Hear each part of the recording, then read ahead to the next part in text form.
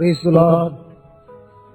Many a times we start wondering, how can a man who died on the cross forgive my sins and save me from eternal death? Praise the Lord. The Word of God in Romans chapter 3 verse 23 says, "Since all have sinned and are fallen short of the glory of God." Since all have sinned and have fallen short of the glory of God, you and I are destined to live for the glory of God.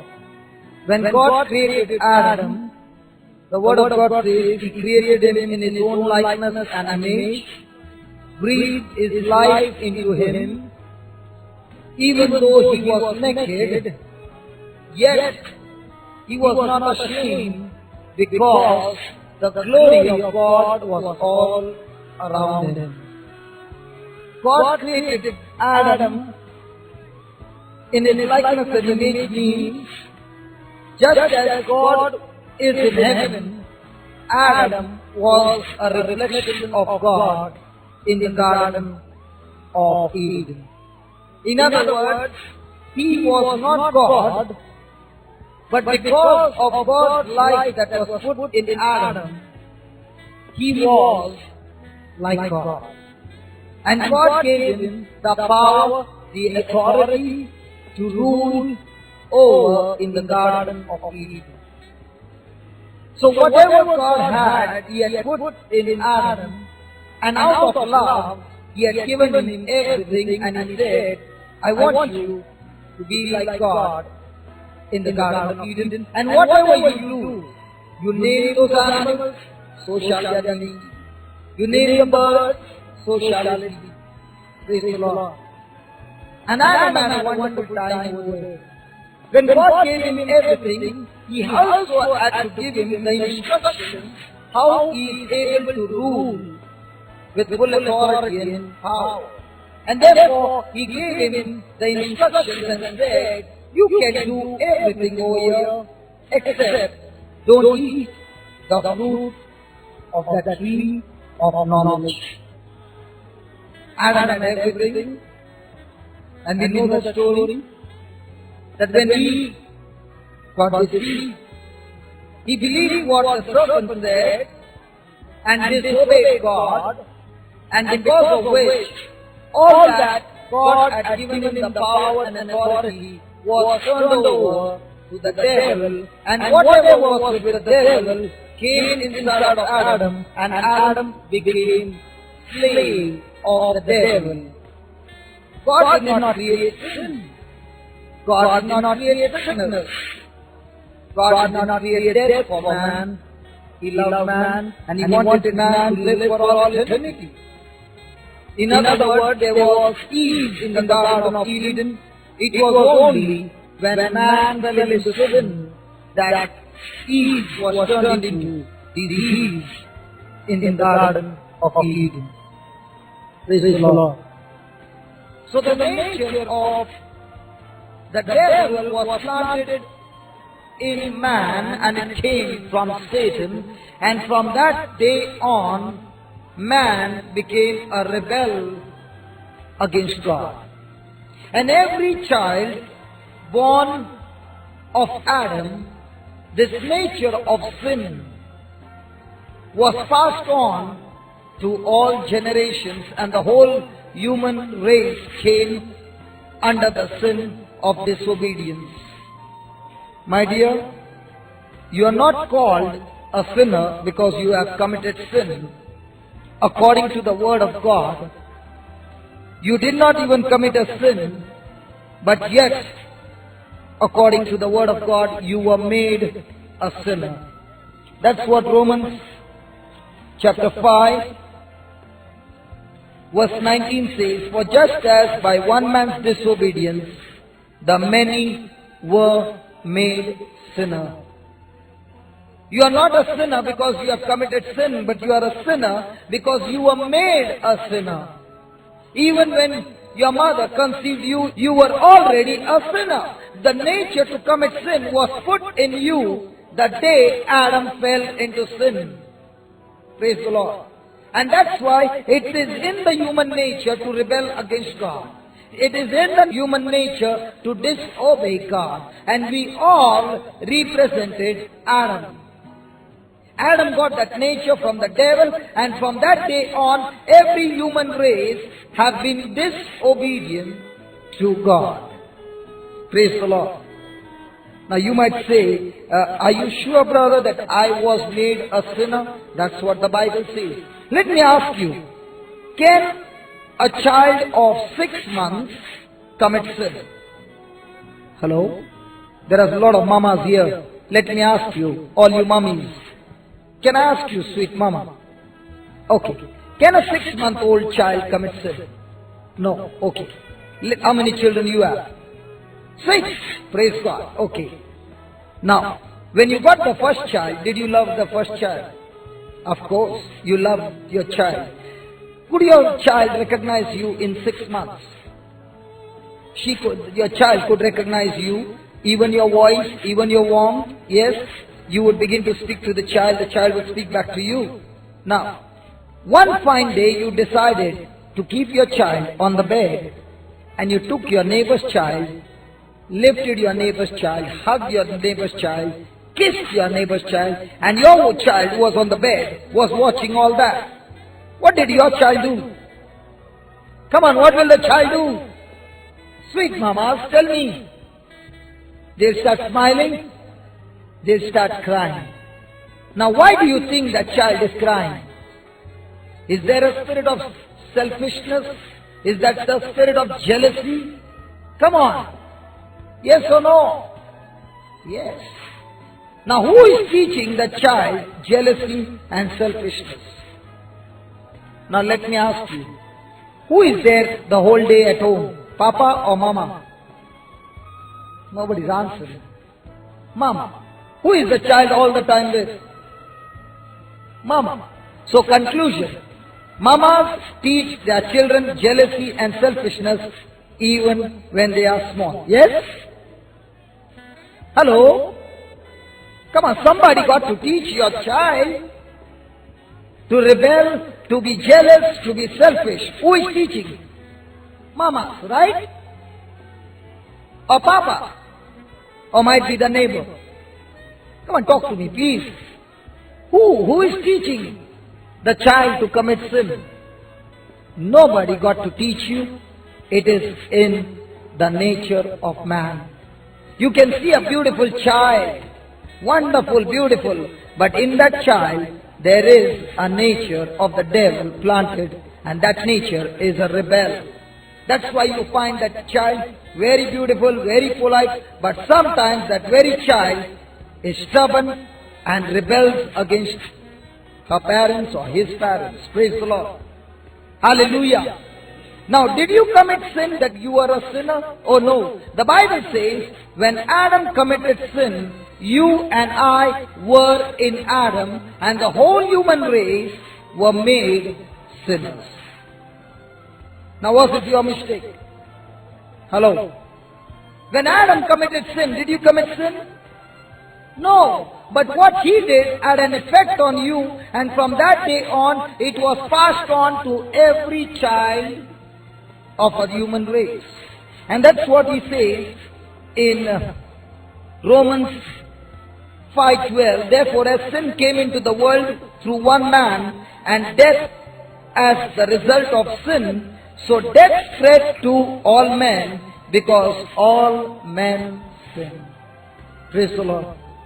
The word of God clearly says, it was through this one man's disobedience that sin came. God did not make death. According to the word of God, the wages of sin is death. Do you know why you die? You die because you have committed sin. And the word of God clearly says, when this virus sin entered into Adam, through Adam, sin was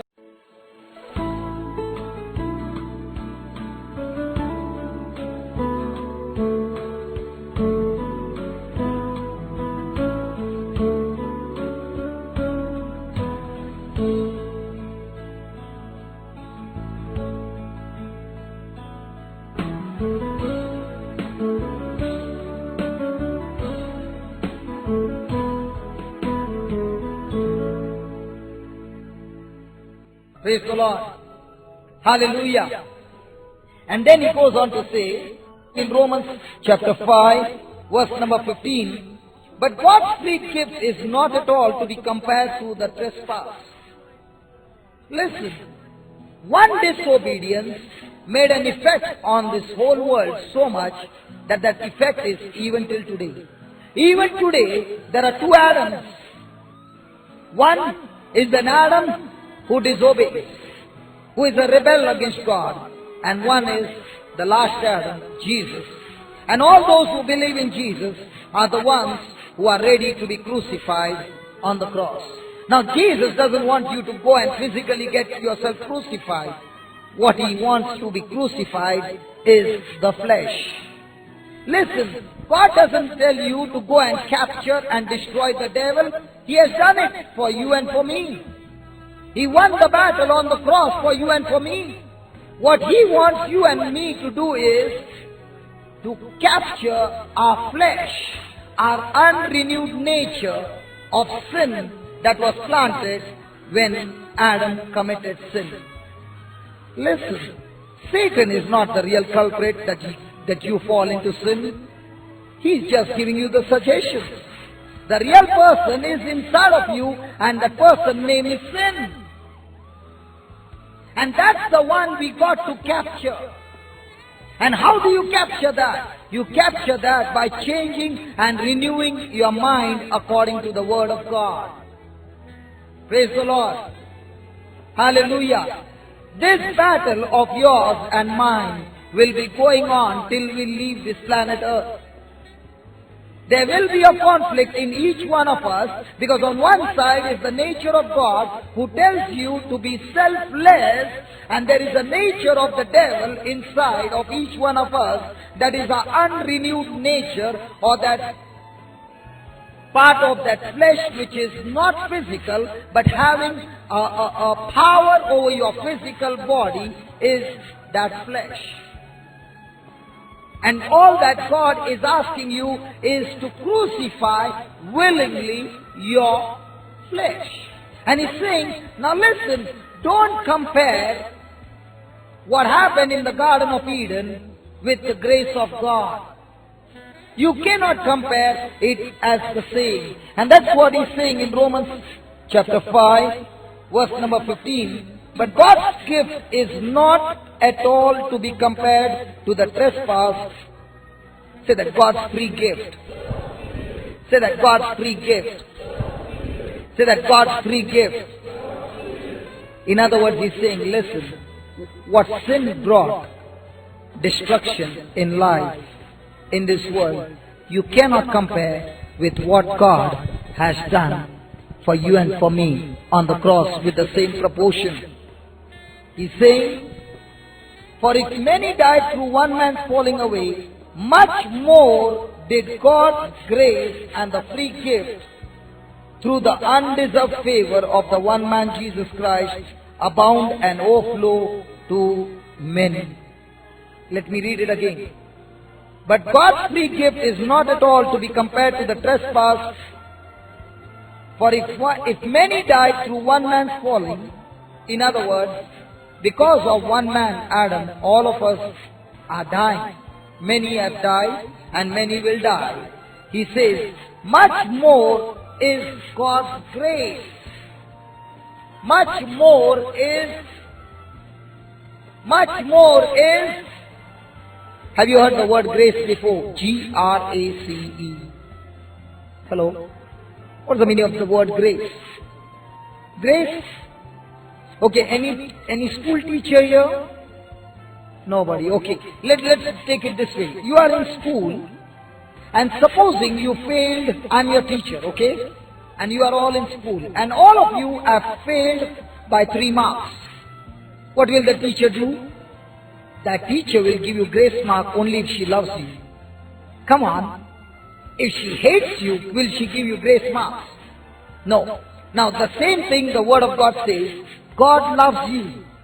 And because of sin, we are all disqualified, we are all unworthy to be promoted to heaven. Did you get that? Now what does God do?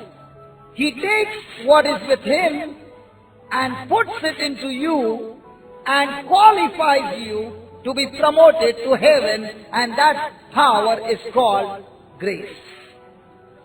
So He says, even though sin came and had an effect on the whole human race, what God has done for you and me is out of proportion. It is much more, because what He did for you and for me comes to me not by my works, but as a free gift of God out of love. Praise the Lord. Hallelujah. Hallelujah. Have you ever heard the word gift? What do you do to get a gift? How do you get a gift? You have to work hard for it. Tomorrow I'll ask the priest before we start, please announce that you got to talk to me. Praise the Lord. Hello. You have to work for it to get a gift. Or is somebody giving you gift out of love? Did you sweat for it? No. And that's what the Bible says.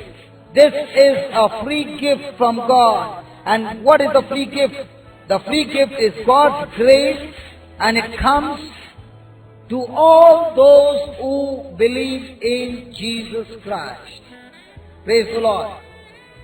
Praise the Lord. And that's what the Bible says. All those who received Him, all those who believed in Him, He gave them the power to become children of God. He gave them the power to become children of God. To whom? All those who received Him, all those who accepted Him, all those who believed in Him. And you and I did not become the child of God by our own will or by any flesh and blood, but it is only by God's grace. Praise the Lord. Praise the Lord. So in other words, He says, what the devil did in your life and in my life is nothing compared to what God has done, because what God has done for you and me and what He's doing now for you and me is much, say that much more. Say that much more. Listen, when Adam fell into sin, Adam became a slave and the devil became his master. So the balance scale was tilted in Satan's behalf, and he had a control over the whole world because he is the prince of this world. But when God sent Jesus, He did not send Jesus to say, give us grace and die for us on the cross so that the balance be at the same level. No. He said not that way. The proportion is not that way. The proportion is, when Jesus died, He opened the door for you and me to be reconciled to God, and the grace of God and the power of God that comes inside of you now is that man has taken authority over the devil in the name of Jesus. Hallelujah!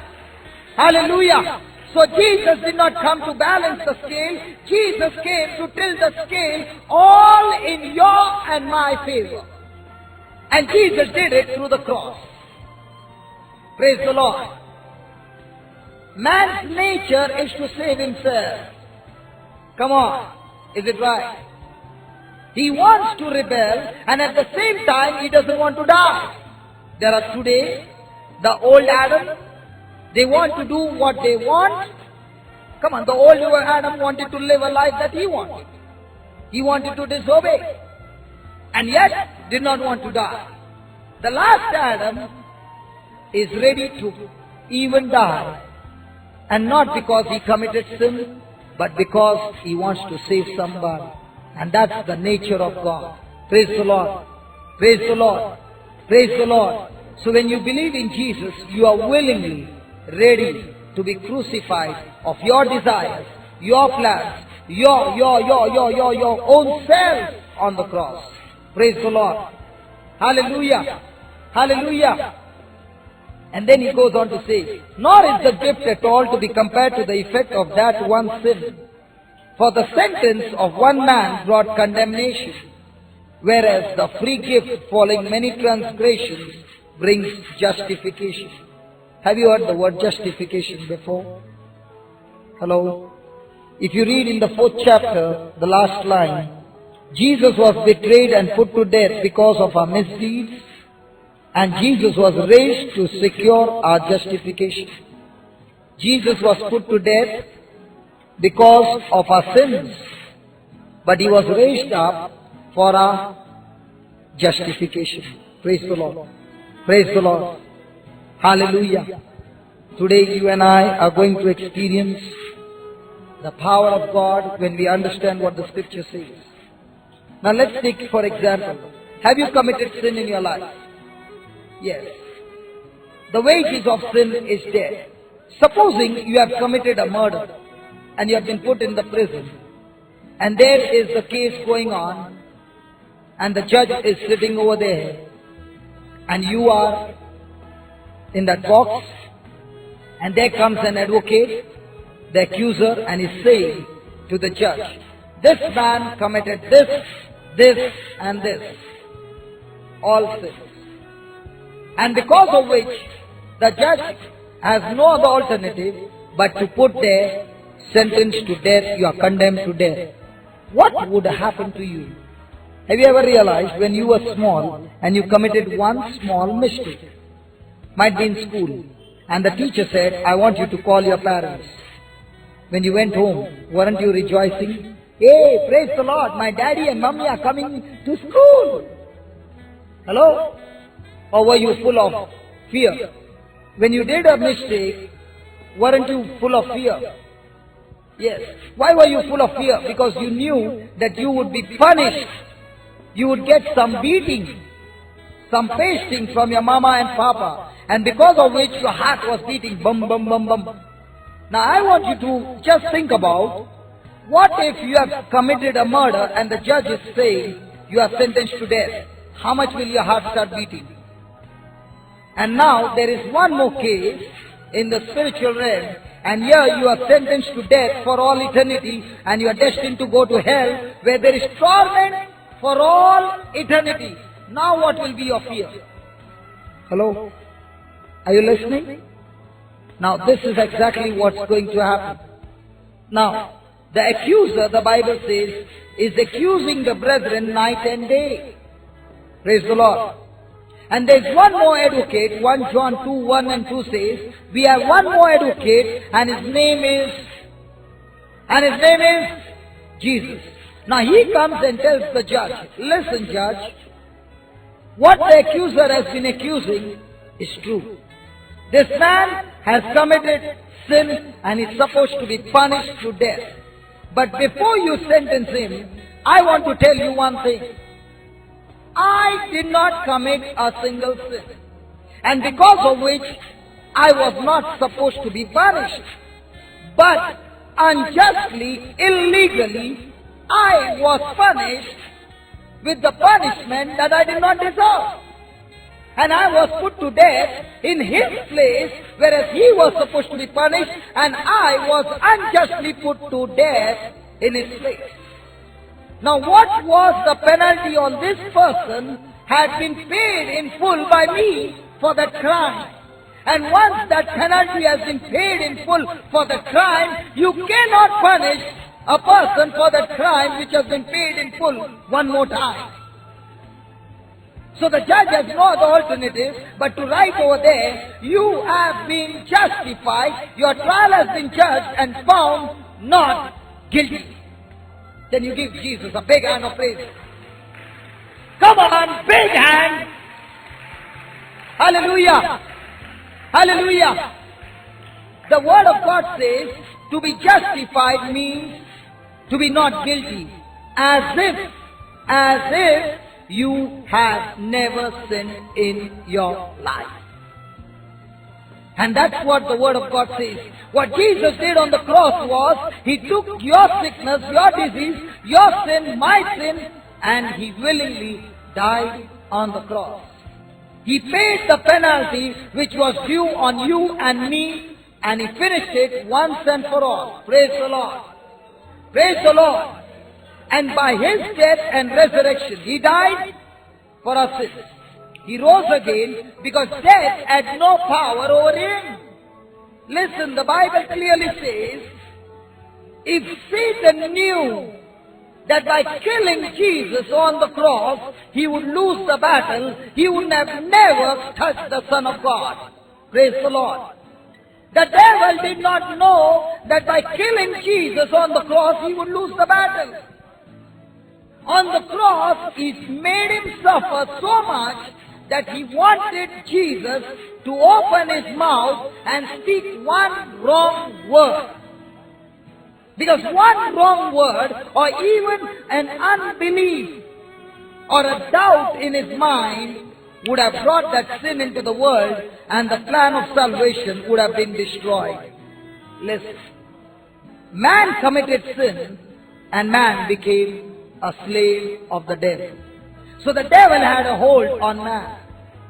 Now when Jesus came, Satan had no authority over Jesus because Jesus was not his slave. Right?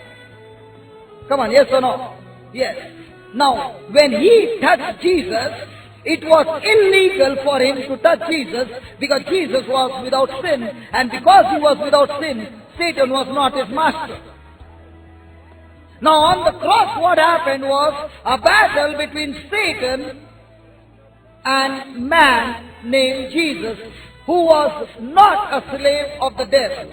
And in this battle, the one who wins will have a hold on the other. Do you get that? So the Satan thought, if I can kill him, I will have a hold on him, and not only Jesus becomes my slave, Jesus also represented heaven. So I become the Lord of heaven too. Did you get it? So he was already having lordship over man, now he wanted to have lordship over God. And in that battle, when he killed the Son of God, he was so happy that there was rejoicing in heaven. The demons were all enjoying because they killed the Son of God. Now, the Bible says, God made Jesus to be sin. He was not a sinner, but he made him sin. And because he made him sin, he had to go to that place where the dead were. And when Jesus went there, what happened? Because he carried sin of you and me, he went down to that place and took that jacket of sin out of him. Now Jesus is the light. And when he went there, 3 days he preached the gospel to those who died from Adam to Jesus. Praise the Lord. And what Adam lost in the Garden of Eden, that authority and that dominion, he took it back from Satan, and on the 3rd day he rose again. Hallelujah! Hallelujah! Hallelujah! One man's disobedience, man lost power and authority and dominion over this planet. One man's obedience brought restoration of that power and authority that Adam lost, and today you and I receive that power through the resurrection of Jesus Christ. And that's why when he rose again, he said, all power in heaven and on earth has been given unto me. Go therefore. In other words, because now I have the power, Jesus is saying, I give this power to you. Now you go and make disciples of me, because Satan has no power over you. Because the one in you is far greater than the one who is in the world. Praise the Lord. Hallelujah! Hallelujah! Hallelujah! Hallelujah! So no matter what the devil has done in your life, when you understand who you are in Christ Jesus, that power gives you a power over the powers of darkness. In fact, when children of God come together in prayer, and when they stand, God Almighty stands in that place, and the most low, the devil got to leave that place. Are you listening? And Jesus did it through the cross. Now when you look at Jesus over here, how do you see? Handsome, sweet, some blood here and there, 5 wounds. Do you want to know how Jesus looked like? Hello? Are you interested? Through the scriptures? Come on. I'm asking you. If you want me to share with you, I'm going to share with you. Others, I'll go ahead. Do you want to know how Jesus looked on the cross? Yes.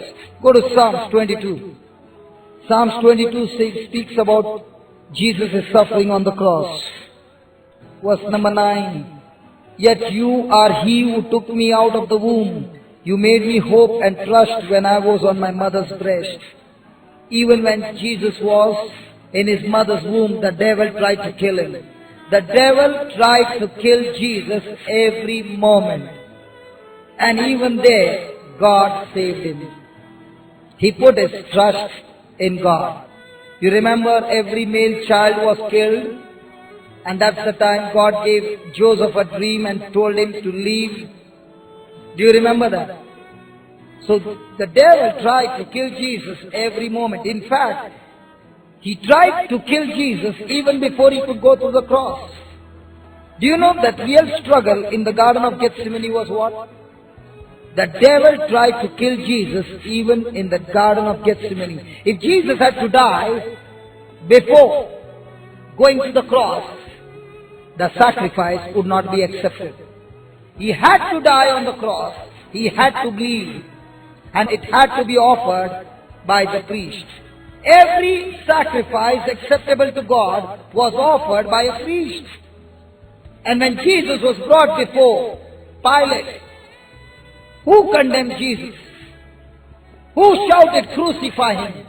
The high priest. That sacrifice of Jesus would not have been accepted if it wouldn't have been from the priest. And it was the priest who condemned and said, "Crucify him," and God accepted that sacrifice from the hands of the priest. The cross became the altar where the blood of Jesus was shed and the sacrifice was acceptable to God. The devil did not even know that. I tell you, God's wisdom is beyond any other wisdom. There is no one on this planet Earth who is a master planner than God.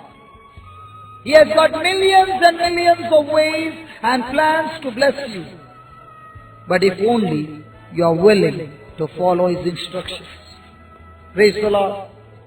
Praise the Lord. Hallelujah. Hallelujah. And then he goes on to say, "Be not far from me, for trouble is near, and there is none to help." That was the condition that Jesus was going through. Even in the Garden of Gethsemane, the trouble, the sorrow, the grief which was on him was destroying him and leading him to death. As a human being, he wanted to go away from that spirit of death. As a human being, he wanted some other way to come out of that.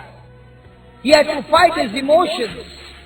In your life, in my life, every moment we have to fight a war of emotions. Because emotions are those feelings that are either caused by pleasure or by pain that causes us to go in a certain direction. And the person who is living by emotions will mostly make the wrong choices or the wrong decisions in his life. And what Jesus was going through was an emotional war in the Garden of Gethsemane. And that's the time when he began to ask God, if there is any other way, take this cup of suffering away from me. Now Jesus was not scared of death. Jesus was not scared to die on the cross. Then what was that Jesus was going to suffer? Separation from his Father for the first time. That was the greatest suffering for Jesus. Praise the Lord. Praise the Lord. Hallelujah. Hallelujah.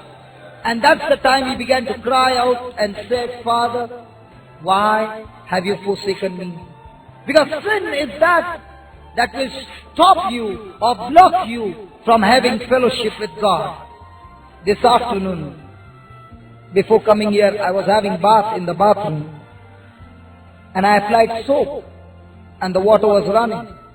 And with that soap on my hand, I tried to close the tap.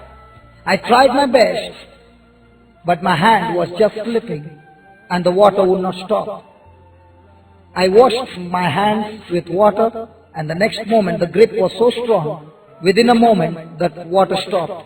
And the Lord said, "Son, When sin is in your hand and your hands are full of blood, even though the blessings are meant for you, you cannot receive them because the moment you try to open it, your hands are slipping.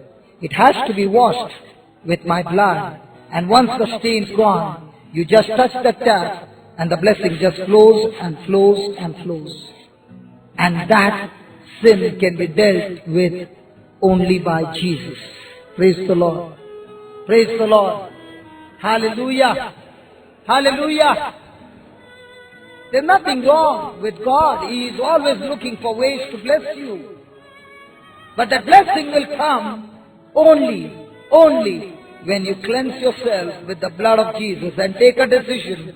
No more sin in my life. Jesus, I'm ready. I'm ready to go through that emotions and put that emotions to death. Just like you fought the battle with prayer. How did Jesus overcome those emotions? In the Garden of Gethsemane, he began to pray and pray and pray and pray and pray and pray. How do you overcome emotions in your life? Through prayer. Praise the Lord. How many of you want to have an abundant life? All of you? I'll give you a secret. You've got to have the Word of God. You've got to study the Word of God. You've got to train yourself with the Word of God. Because that Word of God will bring that thought in you. And that God's thought in you will bring forth God kind of emotion inside of you. That emotion will determine that decision in you. That decision will be followed with that kind of action in you. That kind of action will develop you and make that kind of habit develop in you. That kind of habit in you will build that kind of character in you. And when your character is like God, then surely it is a position where God's blessings will begin to overflow in you. Praise the Lord. Hallelujah.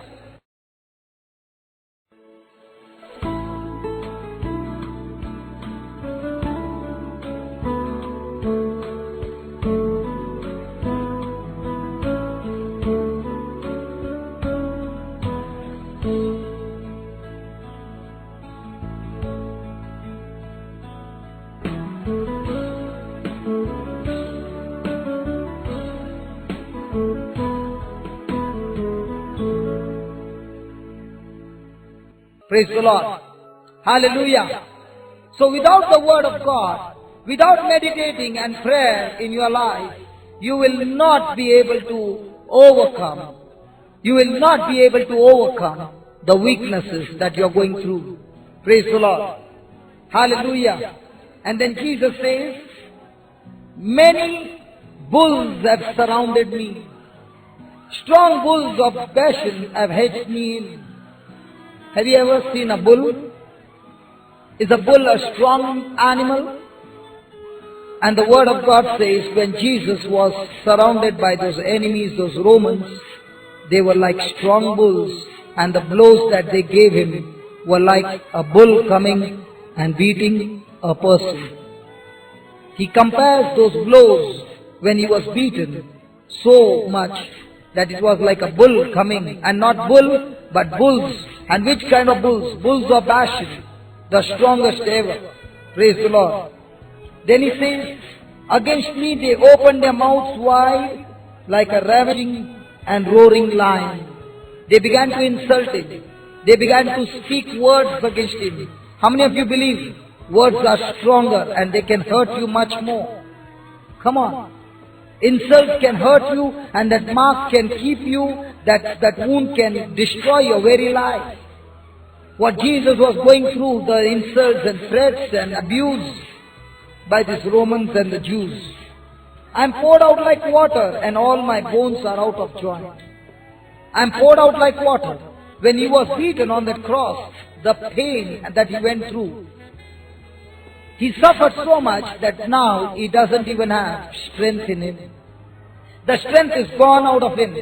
If you take water and pour it in a jug, the water will take the shape of the jug. Yes? He is comparing himself that when he was beaten, he had no strength in his body. So when he fell down, his body began to take the shape where he was lying down. He had no strength in his body. And the Bible says, all of his bones were out of joint. Listen carefully. Not one of his bones were broken, but all of his bones were out of joint. Have you ever experienced a dislocation of a bone? How painful it is. And the Bible says when he was being crucified, the suffering that he went through was that every one of his bones were out of joint. And those bones were out of joint, and by that pain, yours and my bones are healed. Can you see me now? According to medical terms, I am a handicap. My bones, my ligaments are broken. According to medical terms, I am not supposed to stand for a long time. According to medical terms, I am not supposed to run because I cannot run. According to medical terms, I cannot jump. But Jesus' bones were out of joint, and by that pain, I am healed. Can you see her? Hallelujah! Hallelujah! Can you come here, please? I want to show you something, because the scriptures are so very true. Yeah, can you put your hand here and feel my leg? Okay? What do you find? Do you find the thak hook? Going? Yeah? Those bones are having a friction against each other. Can that person be without pain? I'm asking you. No. And here I am standing. I preach for 16 to 18 hours a day, jumping around, dancing in the presence of God, because the day I read that scripture, from that day on, there is no more pain in my bones. If you are suffering from arthritis, the word of God is saying any kind of bone disorder, Jesus' bones were out of joint. Every bone of his was out of joint. Remember, the bones were not broken, but they were out of joint, and by that pain, you and I are healed. When you look at Jesus on the cross, can you see that? Oh no. Do you understand what is the pain when one bone is out of joint? Can any human being take that pain and yet not open his mouth, keep his mouth shut, and still say, Father, forgive them? That is the nature of God. And we Christians are called to have that nature, because the day we believe in Jesus, the gift of righteousness is put in you and in me. Praise the Lord. Hallelujah. And then he says, my heart is like wax. It is softened and melted down within me. My strength is dried up, and my tongue cleaves to my jaws. And you have brought me into the dust of death. My heart is like wax. There's no strength in me. And here I am down, lying down, and my tongue is out of my mouth. Have you seen ever a dog? After a big run, he comes and his tongue is hanging out. Now you know what Jesus is saying, what the word of God is saying. He was beaten so much that there was no strength in him. He did not even have a strength to keep his tongue inside. He was suffering so much. Praise the Lord. And the next line says, for like a pack of dogs they have encompassed me, a company of evildoers have encircled me. They pierced my hands and my feet. He's comparing those Roman soldiers as a pack of dogs. Have you seen a dog eating flesh from the bones? Come on. The word of God is comparing the scourging at the pillar was just like that. Like dogs biting the flesh. Every time he was whipped, there were those hooks at the edge of the whip, 4 or 5, with a metal ball. It would rip into the muscle, and pull that muscle out of his body. And that's what he says. He says, I can count all my bones. Even his bones were exposed by what happened at the scourging at the pillar. Now many of you must have seen Passion of Christ. What they showed it in that movie is nothing compared to what the scripture says.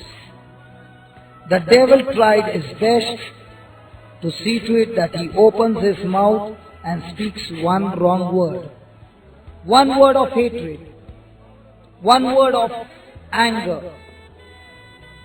Now when you look at the cross, do you see Jesus like that? And Jesus did all this because that was the punishment for sin. And he did it willingly to save you and me. Praise the Lord. Praise the Lord. It was such a painful death that no human being can ever bear it. Not one.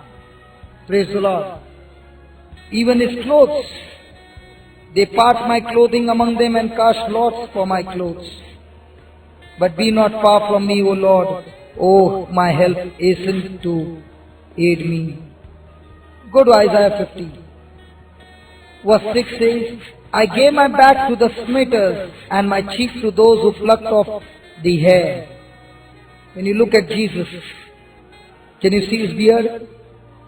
According to the word of God in Isaiah 50, his beard was plucked off, just like grass is uprooted from the ground. Just take one hair of your eyebrow or your eyelash or a mustache and just pull it and see what pain. And according to the word of God, his beard was plucked off. That's the suffering that our Savior went through. And yet, he says he loves you. He says, I gave my back willingly. I hide not my face from shame and spitting. They spat on him, they abused him, they insulted him, they threatened him, but yet he would not speak a word. In 52, verse 14, he says, his face and his whole appearance were marred more than any man's, and his form beyond that of the Son of Man. But just as many were astonished at him. When he hung on the cross, his face was marred that no one could recognize him that is a human being. Let's just close our eyes for a moment and thank Jesus. Let's look at Jesus talking to us and saying, child, you are so precious to me. Even if you were the only person on this planet Earth who had committed sin, only you, I would still come to save you and die for you. Look at the suffering that Jesus went through.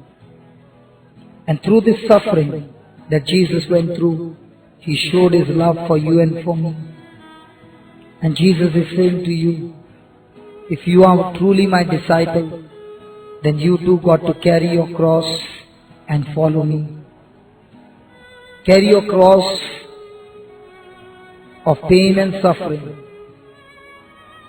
For without the cross, there is no victory. When Jesus went through the cross,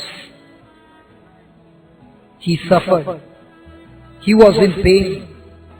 He was spat, he was insulted, he was abused, but he would not say a word. He still looked at the accusers, at the ones who were crucifying him with love and compassion. Because his main goal, his main aim, his purpose was to save you and me. The devil tried his best to destroy Jesus. Jesus allowed himself to be handed over in the hands of the devil because it was God's plan for that moment.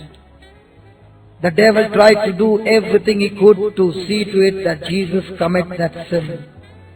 Jesus died and gave his spirit in the hands of Abba Father. He believed, and that's what the word of God says in 1 Peter 2. He handed himself over to him who judges justly. Even though he was insulted, he was threatened, he was abused, he did not retaliate, but handed himself over to him who judges justly. The devil thought he had won the battle. But on that Sunday, on Easter day, Jesus rose back from the dead. God raised Jesus from the dead. And Jesus came back with more power and authority that Adam had lost in the Garden of Eden. Might be, my dear, you too are going through that suffering and you are carrying the cross.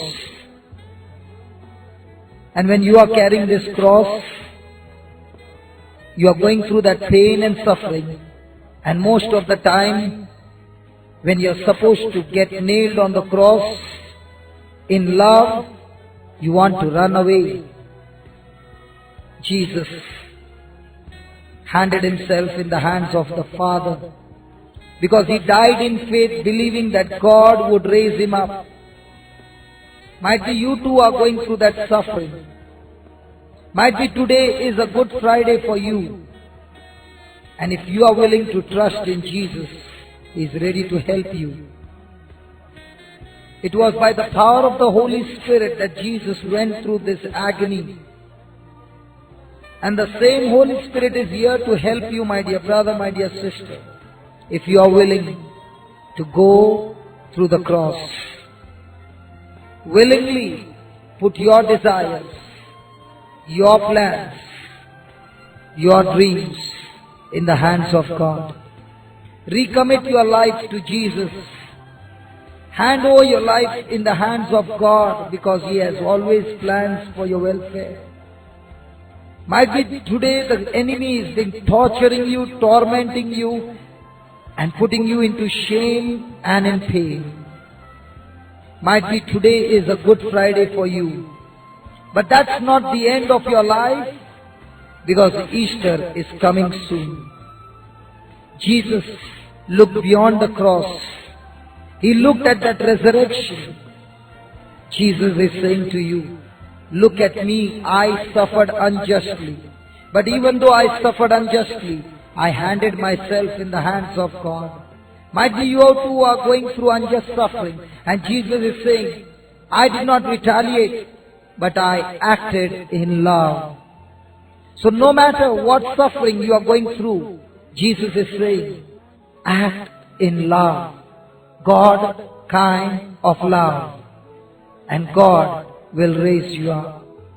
The Word of God says, he who humbles himself, God will exalt him. Jesus is here to help you, my dear. Jesus is here to give you that resurrected life if you are ready to die on the cross of yourself. Only when you put to death yourself spiritually, yourself is nailed on the cross and Jesus comes down from the cross and enters your body and lives inside of you and uses your body and gives you His life, and now you experience God's life in you. And all this happens through faith. Ask Jesus this evening to teach you every moment to put to death to yourself, to put to death your selfish attitude and to begin to live a selfless life of Jesus. Thank you, Jesus. Praise you, Jesus. We have been looking at the cross. Many people, they make wooden crosses. Many of them make golden crosses, crosses of gold. So many things, and they wear around their neck. Today, God wants to show you what Jesus did on the cross and how you and I can receive His blessings in our life. Praise the Lord. Hallelujah. Have you understood how much Jesus suffered on the cross? Hello. Now what He suffered has opened the door for you and I to receive His blessings. The principle is the same. One Adam sinned, curse, disease, suffering, bondage, and everything came into the life of human beings.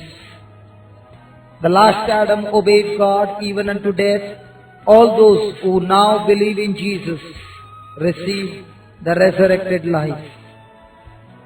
There are 7 exchanges that took place on the cross, and all these 7 exchanges are available to every one who believes in Jesus. And all this happens by faith in Jesus.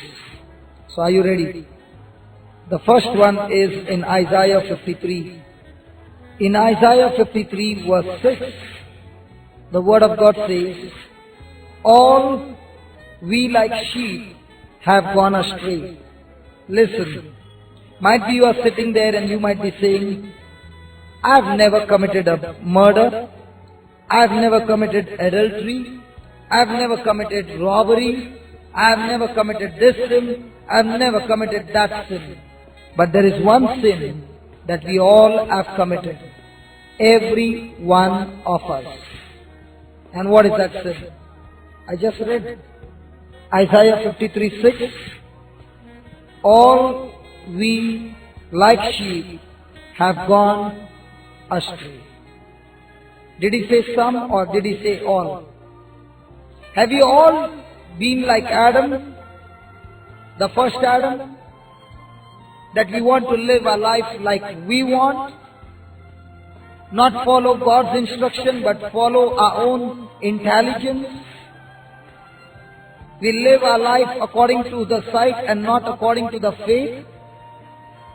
And according to Deuteronomy 28, the word of God says, all those who obey God's commandment, blessings will come in the lives of those people. And all those who disobey God's commandment, curse will come upon their lives, and it will go for generations. So have you ever gone astray? Hello? Yes or no? So because you have gone astray, there is going to be consequences for what you have done in the past. But here is the good news, what Jesus did on the cross for you and me. He says, all we like sheep have gone astray, we have turned everyone to his own way, and the Lord has made to light upon him the guilt and iniquity of us all. God has put the iniquity of us all on his Son Jesus. So all the consequences that were supposed to happen in our life because of our sin, what Jesus did on the cross, today God is opening a door for you and me and is saying, what Jesus did with his obedience, those blessings, I am ready to put it on you, because all those sins that were on you, I put it on my Son. Isn't that a good news for you and me? And all this he does because of love. Praise the Lord. Hallelujah. Can we make a prayer on that? Let's close our eyes and make this prayer. And please confess every word when you pray. Open your mouth and pray. This is the moment to receive the blessings that God wants to give you.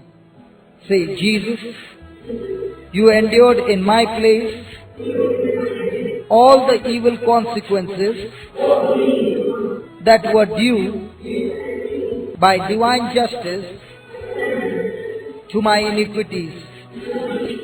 Now in exchange, I believe God Almighty is offering me all the good that was due to the sinless obedience of you, Jesus.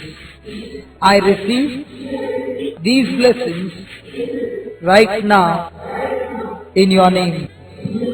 Amen. Praise the Lord.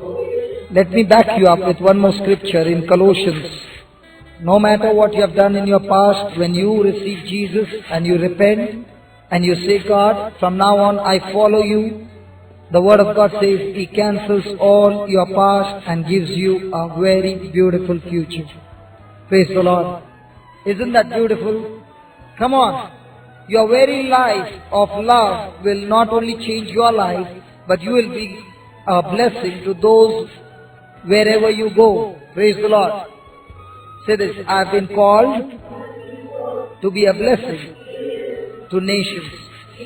Wherever I go, from now on, blessings will flow through me because I have decided to follow Jesus, follow His way, and live in love all the days of my life. Amen. Praise the Lord.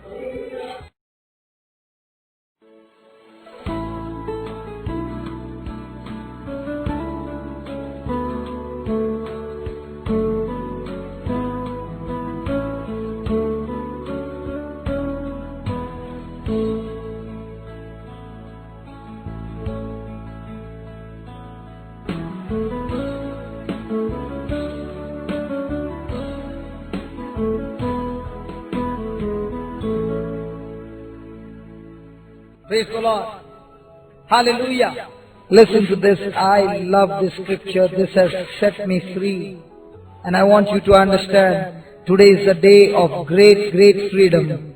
In Colossians chapter 2, verse 12, the Word of God says, you were buried with Jesus in baptism, in which you were also raised with Him, through your faith in the working of God when He raised Him from the dead. And you who were dead in sin and in uncircumcision of your flesh, God brought to life together with Christ, having freely forgiven us all our transgression. The Bible says that you and I were baptized in Jesus. You and I were grafted in Jesus. And all this is through faith in Jesus. Even though you were dead in sin, when God raised Jesus from the dead, that God, same God, has not only raised you and given you a new life through Jesus, but He also says that all your sins are freely forgiven. Praise the Lord. And now listen to verse number 14. Having cancelled and blotted out and wiped away the handwriting of the note with its legal decrees and demands which was in force and stood against us. Every sin that you and I commit, in the spiritual realm, there is a notice that is put against you. There is a demand that is against you. And this demand is the consequences of sin. But the Bible says, when you accepted Jesus and took a decision to follow Him, God in faith, trusting in you, by your decision, has cancelled, say that cancelled, say that cancelled, erased, wiped out, blotted out the handwriting of the note with its legal decrees. So all those documents which were against you, which demanded your punishment, Jesus wiped it out. Come on. Am I giving you a good news or a bad news? And I don't see a smile on your face. Might be you are finding it difficult to believe. Let me tell you, in the Bible, the Word of God clearly says that Paul says, my hands are clean. Paul says, my hands are clean. Why? Because he believed in the mercy and the forgiving love of God. Paul had done so much of damage to the early Christians. He was the one who was destroying the church. But when he met Jesus and took a decision to follow Him, the very grace of God in his life changed his life. And he came to realize the depth of God's love is beyond understanding. You cannot measure it because it's beyond your understanding. It is so vast, His mercy is so vast, and he began to believe that God forgives all our sins and remembers them no more. And with believing in the mind of God, he began to say, my hands are clean. Praise the Lord. In the same way, the Word of God here is saying that when you accept Jesus and you begin to live by His Word, you begin to live in love. He says all the past documents which were against you, which demanded legal punishment, Jesus has cancelled it, erased it, blotted it out, and erased it and wiped it out of your life. Praise the Lord. This note with its regulation, decrees and demands is set aside clearly and cleared completely out of our way by nailing it to His cross. So every punishment that you and I deserve, Jesus nailed it on the cross. When you understand what the scripture says, what a relief it is. Because that's the truth, and the Word of God says only when you understand the truth will set you free. And then He says, God disarmed the principalities. When Satan, when you were in Adam, the first Adam, you were a slave of the devil. The devil was your master. But the day you decided to believe in the last Adam, Jesus, Satan lost his ownership over you, and God has disarmed him from damaging you. Praise the Lord. Hallelujah. Hallelujah. Now when you believe that He has been disarmed, you can operate in faith, and you have no more have to have fear of the devil. In fact, he should have fear of you, because the one in you is Jesus who is dwelling in you, and when you walk, Jesus in you walks with you. You yourself are the sanctuary, the temple of God, and God Almighty who created you is dwelling inside of you, and is saying to you, listen, I have disarmed the devil, the principalities for you. Praise the Lord. God disarmed the principalities and powers that were ranged against us and made a bold display and a public example of them in triumphing over them in Him and in the cross. Listen, have you ever seen World Cup matches between two nations, between all the nations, and one nation wins? The World Cup match is after every 4 years. But there was one match which was to be fought for all eternity only once. And that match was between Jesus and the devil. Praise the Lord. Hallelujah. Now there was a battle which was to be for all eternity only once. And that was the battle that was won on the cross. Only once for all eternity. And that was a battle between Jesus and Satan. And Jesus made a public spectacle of the devil on the cross because He won it with a triumph victory. Praise the Lord. Praise the Lord. He won the battle against Satan once and for all eternity. That's why the Bible doesn't tell you to conquer Satan, because Jesus has conquered him for you and for me. All that He's saying is, you got to conquer the very self that is in man, that rebel in man. You and I got to conquer it with God's grace and power of the Holy Spirit. And Jesus is showing us how He did it by the power of the Holy Spirit. Because He refused to operate in hate, but He operated in love. God is love, and He wants you to operate in love. A person who operates with an unconditional love can never fail. He has no fear. Why do you fear? You fear because of death. You fear because of lack of love. That's why the Bible says perfect love casts out all fear. And the Word of God says, when the Word of God abides in you, the love of God is perfected in you. So the more you are in obedience to God's love, God's Word, the love of God will be perfected in you, and this love will cast out all fear out of you. Praise the Lord. Hallelujah. The second blessing in Isaiah 53, verse number 5. Jesus was wounded for our transgression. He was bruised for our iniquities. The chastisement of peace and well-being for us was upon Him. And with the stripes that wounded Him, we are healed and made whole. Praise the Lord. Hallelujah. The punishment that Jesus went through, by that punishment, you and I receive free forgiveness of sin.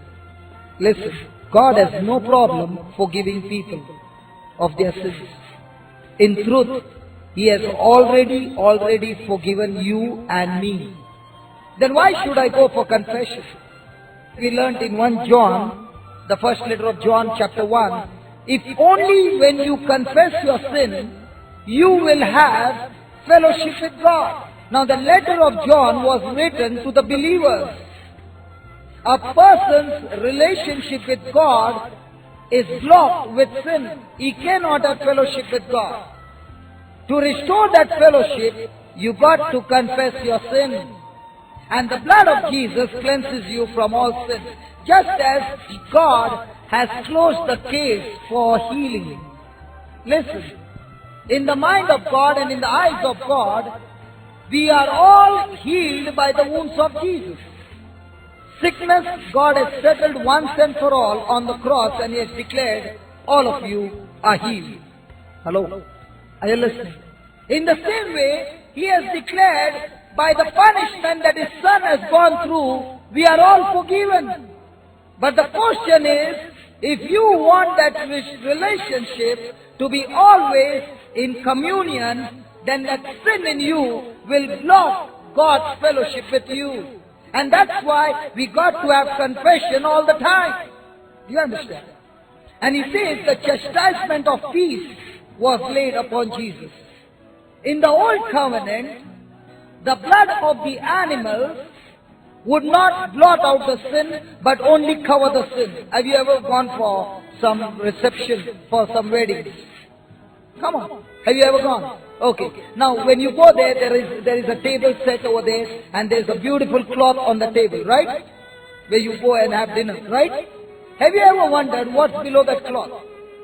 The next time you go, just lift that cloth, because the cloth looks beautiful, the table looks wonderful, everything is wonderful. But the moment you lift that cloth, what do you find underneath? The table is dirty. That was exactly what was in the Old Testament. The blood of the animal would not forgive the sin, but only cover the sin, and that's why the people of Israel had to remember their sins every year. But when Jesus' blood was shed, that blood of Jesus not only forgives your sin, it uproots or blots every sin out of your life, and there is no stain of sin. Praise the Lord. Hallelujah. Hallelujah. Hallelujah.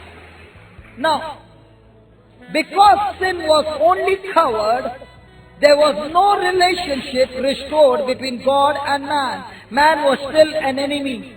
Only when the sin was removed, that enmity was broken and peace was restored. Now what is the Bible saying in verse number 5? He says that the chastisement of peace was restored. Today we all experience the peace of God in our lives.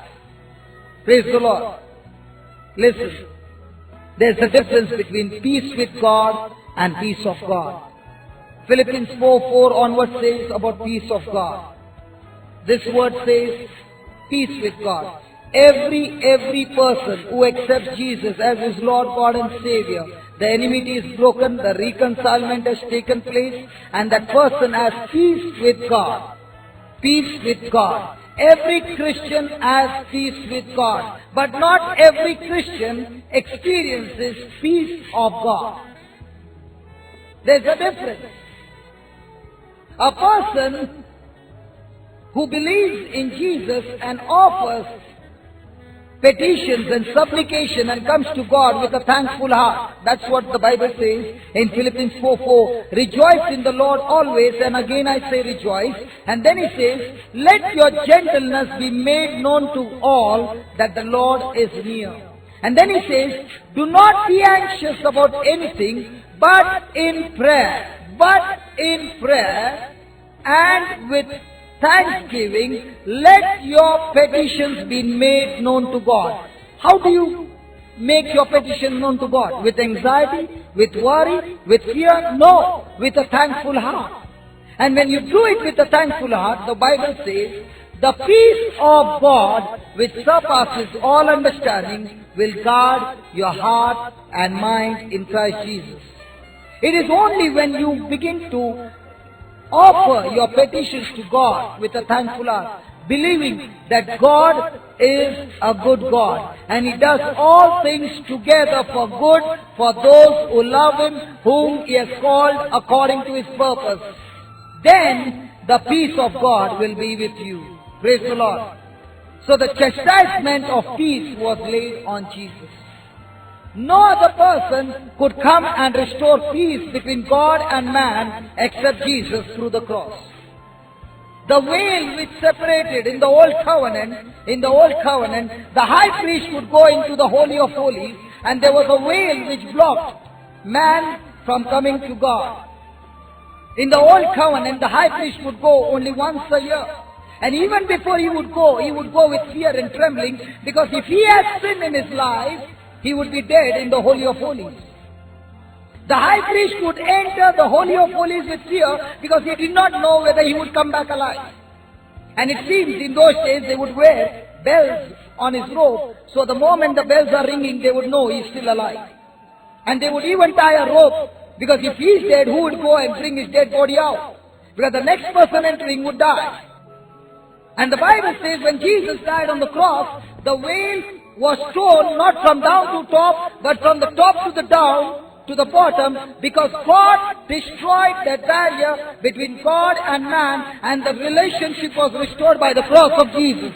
Today, you and I can come in the Holy of Holies through the blood of Jesus. Hallelujah! Today, you and I can enter the throne of grace every moment of our life through the blood of Jesus. And that's what the cross of Jesus did for you and for me. Jesus was wounded.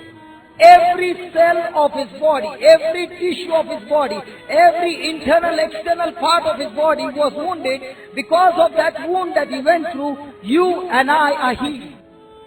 Every sickness in this world was borne by Jesus on that cross.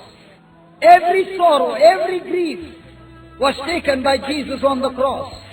And by those wounds, you and I are healed. If you sit and meditate on that word, Jesus, you were wounded, and by those wounds I am healed. I tell you, the sickness in your body begins to go out of your body and into His mystical body, and from His body comes perfect healing. That's why you hear, when the gospel is preached, there is healing. Why? The divine exchange takes place. We were preaching in Bhusawal, and the previous day there were a lot of healings, a lot of miracles taking place. And one of the ladies, who was a Hindu, she had heard about it. So her daughter was coming from school, and we were visiting houses. And she caught me on the road and she said, I heard that yesterday there were a lot of healings. I want you to pray for my daughter who is deaf. And I said, not on the road, let's come inside. And I shared with her who Jesus is. Jesus is the Savior of the world. If you accept Jesus now, He is ready to come and help you. And I told the daughter with a sign language, because she could not hear a single word. And I told her with sign language that your ears, Jesus will take in His body, and He will give you His perfect ears, if you are ready. And she said, yes, I am. And we began to pray. And with the sign language I said, now believe, your ears, that deafness in your ear is being taken by Jesus. When Jesus was given those blows, even His eardrums were damaged. Every part of His body was wounded. That's what the Word of God says. And this younger child believed. And the next moment when we asked her, she could hear. Hallelujah! Hallelujah! I tell you, when we were in this mercy school, we were with the nuns, and they said, it's so difficult to believe, but yet our Lord is so beautiful. He was performing so many miracles in the lives of those children who were born deaf. He used every person who stood on that word, and those children were getting healed. That divine exchange takes place the moment you start believing. Praise the Lord. Hallelujah. The day you begin to believe and think with the mind of God, by renewing your mind with the Word of God, your life begins to change. When you begin to renew that Christ is in you, I tell you, you come out of sin. How many times we have been trying to come out of sin and we end up committing the same sin? That's what Paul is saying in Romans 7. He's saying, I don't want to do those things, but I end up doing the very things that I hate. And I don't know why I'm doing it. Then I find that there is a spiritual law working in me, and that is sin in me who is causing me to do those sins. And he says that sin is a person. Just as God is love and love is a person, so also sin is a person. And till the time I don't deal with this person called sin, sin will begin to operate in my life. And he comes to the conclusion and he says, I want to serve God with all my heart, but I end up committing the very sin that I hate. I am such in a wretchful condition. Who will come to help me? Who will come to help me? He's crying out. And then he gives you the answer. Thanks be to Lord Jesus Christ.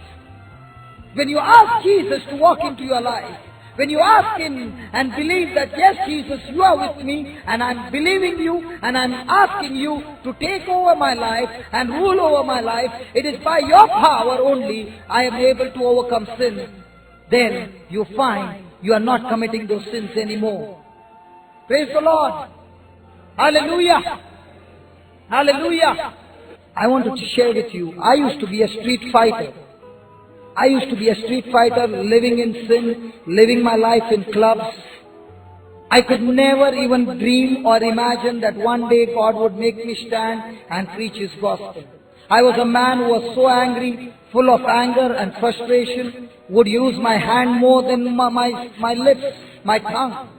But the day Jesus touched my life, He put His power in my life. It is He who brought me out of sin, and it is He who makes me walk today in the path of righteousness. And all this you receive through the cross of Jesus. And I tell you, today is a great day. We are going to see Satan's power destroyed today in a mighty way, because the cross of Jesus is a victory over Satan and all his works. Praise the Lord. Can we give Jesus a big hand of praise?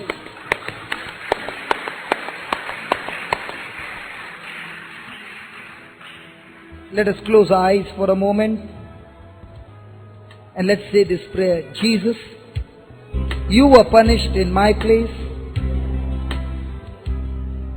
and you took all that punishment